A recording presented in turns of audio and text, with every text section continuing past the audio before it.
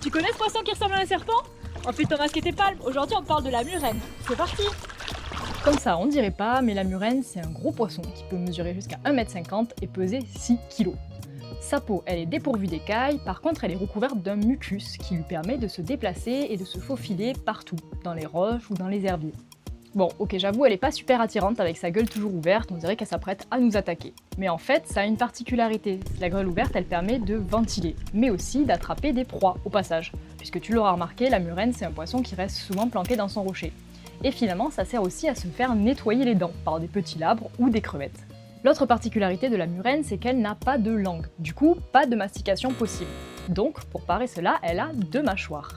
La première mâchoire lui sert à capturer sa proie, et la seconde mâchoire, qu'on appelle une mâchoire pharyngienne, se projette en avant, récupère la proie et l'avale tout entier. Ouais, j'avoue, comme ça, c'est pas glamour, ça fait un peu alien, mais en fait c'est super pratique. Bon, et forcément, avec ces informations, on va se poser la question des morsures. Alors oui, elles sont rares, mais pas anodines. En général, c'est lorsqu'on s'approche trop et que c'est vraiment de l'autodéfense. C'est plutôt rare d'avoir une murène qui attaque. Mais on reste prudent parce que ça reste un animal sauvage et comme tout animal sauvage, on évite de les déranger. Bon, et pour l'observer alors, comment on fait? Eh bien, la murène, c'est une espèce qui est nocturne. En plein jour, elle va se cacher dans les failles ou dans les infractuosités, où vous pourrez la retrouver souvent avec la tête qui dépasse et la gueule ouverte bien évidemment.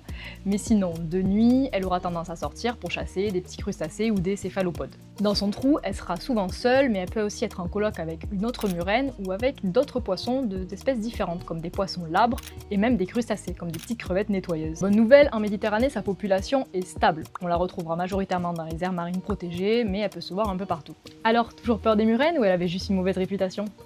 J'ai récapitulé toutes les informations dans une fiche. Si tu veux la recevoir, commande fiche et je te l'envoie en DM. À bientôt sous l'eau!